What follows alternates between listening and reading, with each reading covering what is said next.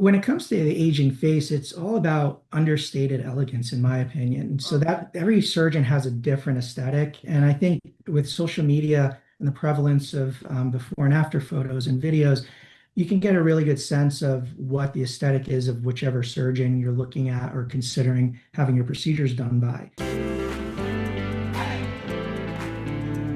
Welcome back, friends, to Peace and Plenty in 20. I am your host, Janine Deramo, transformational coach for midlife women. And you, midlife women, are going to love, absolutely love today's episode. I have with me Dr. Karolak, who is a renowned plastic surgeon, and not just any plastic surgery, but something we're all worried about, facial plastic surgery. And I am so excited to have him on the show with us today. And before we get started, I just want to read you his impressive biography so you know a little bit more. So, as I said, he's a nationally recognized facial plastic surgeon, and Dr. Karolak is based in New Jersey. He has over 20 years dedicated exclusively to facial aesthetics. He's best known for his expertise in deep plane facelift surgery without general anesthesia. Having performed thousands of facial procedures, including work for high profile and celebrity clients, many of whom you would probably recognize, he's earned a reputation for refined, natural looking results rooted in both precision and artistry. He's board certified in am I saying this right? Otolaryngology? Otolaryngology Thank and you. facial plastic And surgery. facial plastic surgery. And he's a fellow of the American Academy of Cosmetic Surgery and the American Osteopathic College of, say it again. Total. Otolaryngology, head and neck surgery, and facial plastic surgery. Thank you. And has been named one of America's top facial plastic surgeons. He is known for his meticulous technique and consistently natural outcomes, often recommended by trusted professionals in the beauty and fashion world. And as I said, you've likely seen him either on television, social media, in magazines, podcasts, and you're going to see today how he brings a very clear, approachable perspective to these conversations around aging, cosmetic surgery, and being confident in midlife. So, welcome, welcome, Dr. Karolak. Thank you for being here. Oh, it's an absolute pleasure. Thanks for having me, Janine. So, the first thing I want to have you clarify for us and for my listeners is tell me exactly what makes it so unique that you are just focused on facial plastic surgery versus going to just any plastic surgeon. Can you just explain that to us? Well, with plastic surgery can mean anything from head to toe in the body. So just like with anything, the more experience, the more repetition, the more excellence you achieve and more mastery in any particular field. You know, 10,000 hours makes you an expert, but repetition makes you refine your art. So with me, my training from almost day one of residency straight through to my career now in facial plastic surgery was focused on this area of the body, 100%. So I wasn't doing breast work, I wasn't doing stomach work. So you can imagine that repetition helps hone someone's skills in whatever particular procedures they're working on or specialize in, to the point where the medical part, the anatomical part, almost becomes just the foundation. And then what ends up taking over once you've gotten that mastered is the artistry, the precision, the Mm, knowledge to know, and tastefulness to know what looks good on whose face. Because as we will probably talk about, I mean, there's a lot of different plastic surgery being done, especially in the face and even areas around the eyes, which are just a small area of the body. mm. Few millimeters can change someone's face completely. And unless you have an experienced surgeon who can look at the eyes and say, you know, those 3 millimeters are all they need. It's not five or it's not 10 millimeters. So that precision comes with experience and repetition. Yeah, makes a lot of sense. And I'm curious, just this just popped into my head because as I was reading your bio, Tell me a little bit more about the facelift without general anesthesia. That is fascinating to me. Yeah, so when you look at anesthesia, there's different forms of it. Just for quick basic knowledge, there's three forms of anesthesia. There's level one, which is just straight local anesthesia. You can do lumps, bumps, and things like that. Even bigger procedures like eyelids that way. Then you get into IV sedation, which is going to be like your level two anesthesia. And as you go deeper into anesthesia, you start accumulating more risk with them. So level one being the safest, level two still being very safe, but with IV sedation. So that's going to be like your colonoscopies, your facelifts. A lot of surgeons are trying to move away from using heavier anesthetics like general anesthesia, where you're on a ventilator, you're intubated, you're basically paralyzed and at the mercy of the ventilator to just keep your body functioning. With IV sedation, local anesthesia, both of those, your bodies are in their natural state and we're breathing on our own. The benefit of IV sedation is that patients are completely asleep and they're not feeling or remembering anything. And you can do pretty lengthy procedures that way without increasing risk. Hmm. Fascinating. So I imagine since this is your field and since obviously you've had over 10,000 hours of experience, what is your philosophy around aging and talking when we're talking about the face specifically?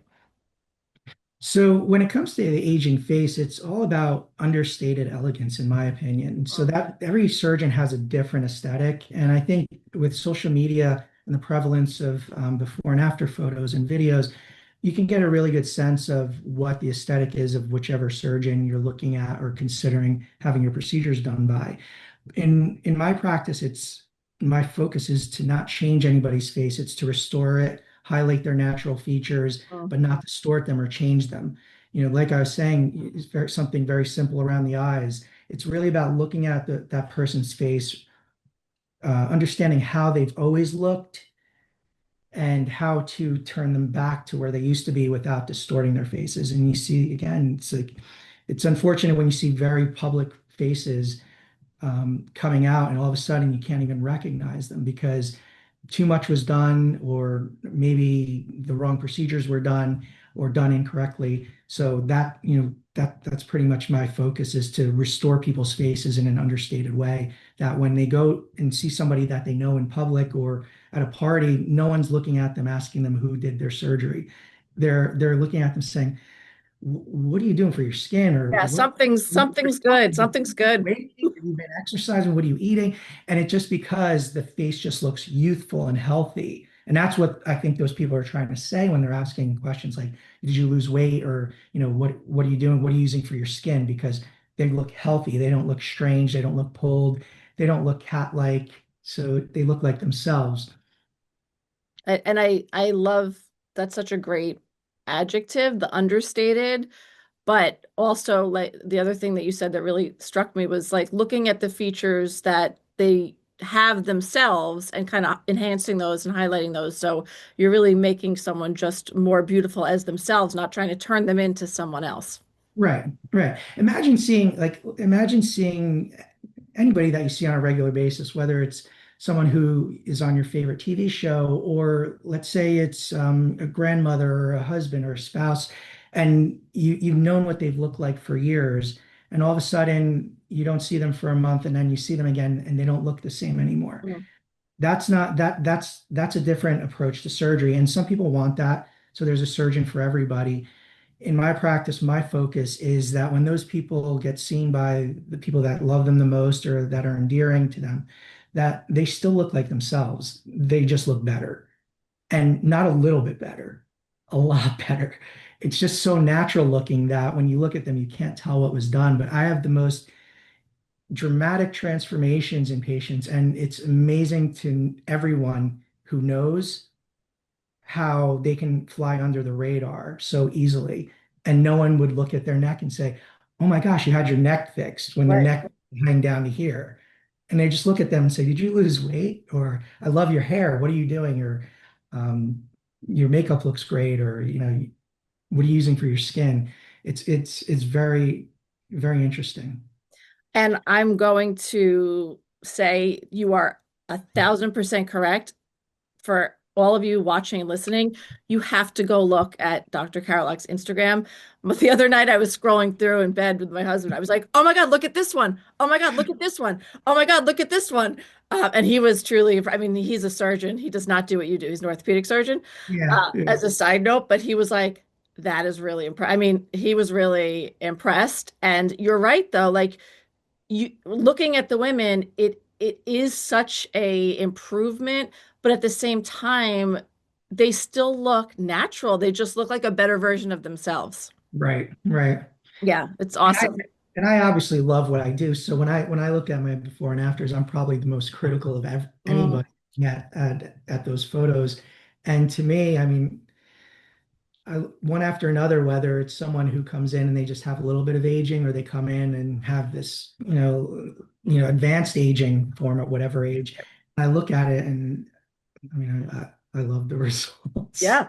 Oh my gosh, it really is. And it must be so satisfying for you also when the patient is, kind of done healing and has, I guess, what you would call the final result. I imagine it's very fulfilling for you that you've been able to make such a difference in their confidence in how they feel about themselves and how they carry themselves. Yeah, and a lot of times it's in ways that they just won't even share with me. I mean, Mm, I've had countless of patients say, you don't know what I've gone through over these last few years, and I just mm, want you to know that how much you've changed my life, and you'll never know how much you did. I mean, and then there's patients who share their stories. I mean, it's never the same story repeated over and over again. mm. Everybody comes to me for different reasons, and I think these days there more than ever, people are open to like a second start, or just recapturing moments in life, or just having their face match the rest of their body when they've undergone like lifestyle changes, and their body is so much healthier, and they've lost weight. And now, unfortunately, with the weight loss comes loose muscle and skin that's been stretched out. And the only way to improve that is not to cover it up like you can the rest of the body. I mean, this is on display for everyone to see. Right. So it's almost like they've gotten so far in whatever transformation it is, whether it's psychological, emotional, physical, and that's that little piece that they just want to wake up in the morning and not see it, or look at themselves in the best light that they can. Yeah, that's such a great point. And that's actually a perfect transition into what I would like to do next.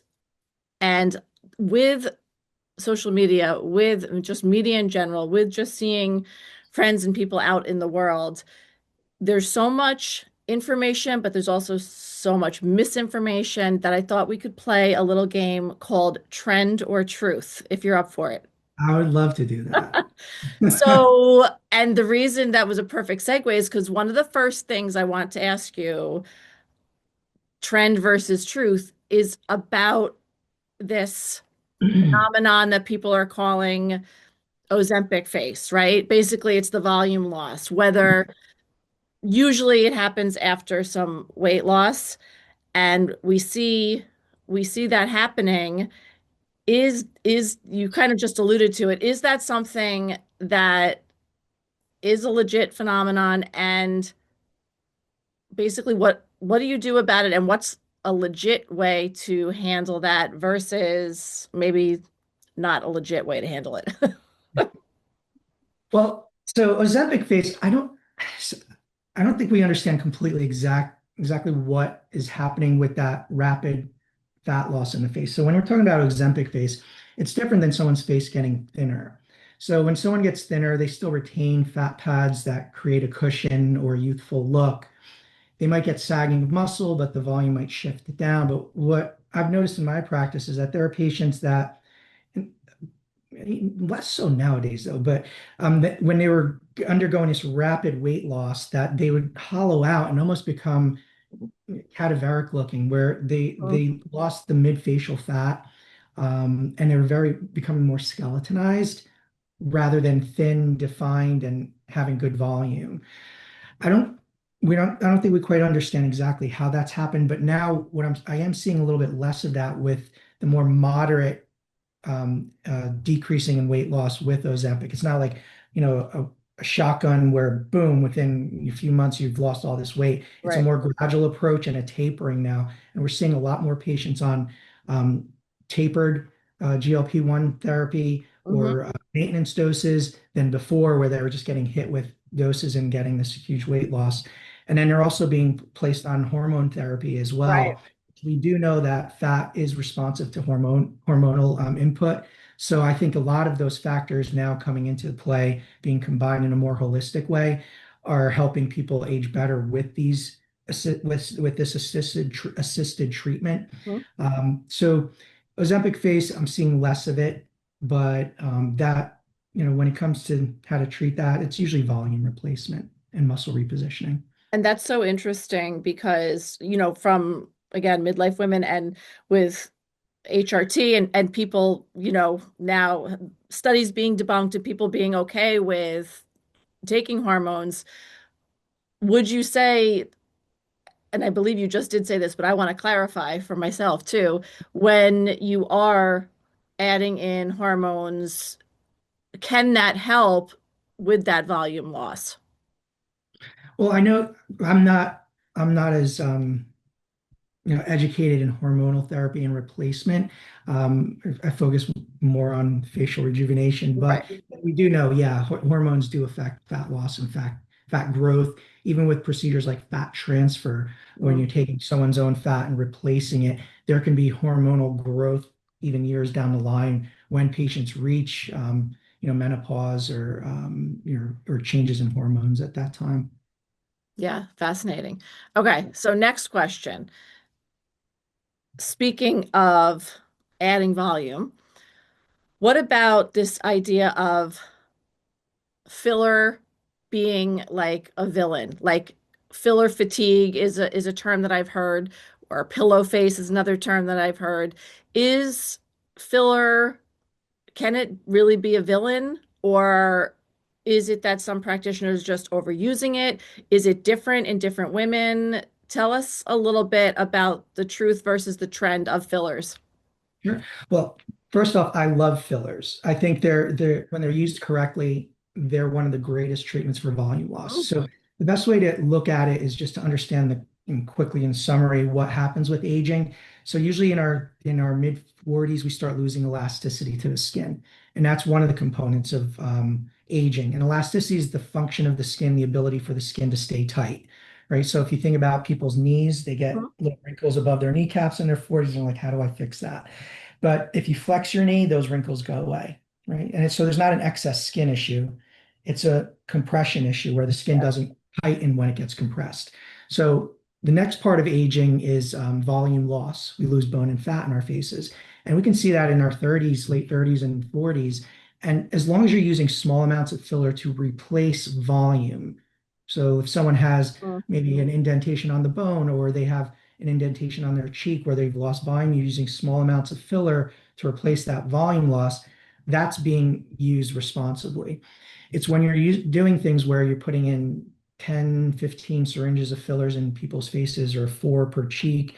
Now you're putting in a lot of volume and you're expanding their face rather than Right. replacing loss. So when you're trying to just change the shape of someone's face, this is where we're running into that problem with pillow face. Mhm. So people get used to doing these fillers over time, and they go through their 40s into their mid 40s now to 50s, and the muscles which support the natural volume when we're younger start to weaken and the ligaments start to weaken and things start to drift downwards. So our Mhm. faces go from this heart shape to this more square shape or rectangular shaped face. So our volume could be perfect, but it's shifting. It's repositioning with Gotcha. that muscle trend movement. So now you look at someone's face and they've got this volume down here and they're hollow up here. They didn't lose volume.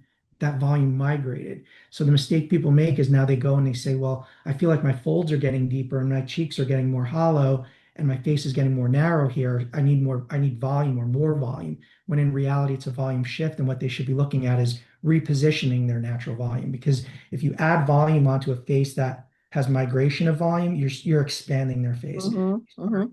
Creating a face that's now adding volume to their natural volume that they have. So they start to look distorted. And that's where you get that term pillow faces. You're trying to treat either muscle looseness with inflation, Right. and now their faces become puffy, or you go along this path of putting in filler every year when you're just used to it because you think it's what should be done. And that filler now builds on itself. and it can stay permanently over time.